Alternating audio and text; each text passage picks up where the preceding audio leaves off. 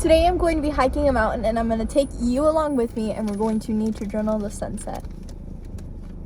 And featuring my brother, my other brother who's running, and my dad. Yo.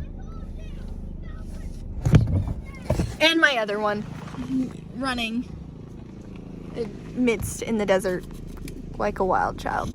Bye, we're leaving you. Faster, Dad! Dun, dun, dun, dun, dun, dun. Okay, let's just go.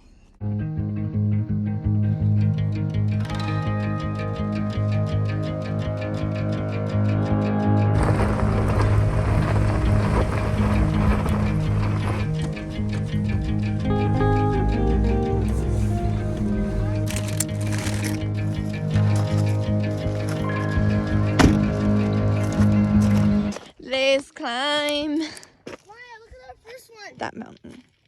Here are 3 tips to help you nature journal the sunset better. Tip number 1, go to a high place. I feel like you can see more and enjoy it a lot better the higher you get. So go to whatever, as high of an access that you have while being safe as possible. Tip number 2 is be prepared to have all your art supplies at hand. Not just your art supplies though, any supplies that you will need to make you comfortable and safe.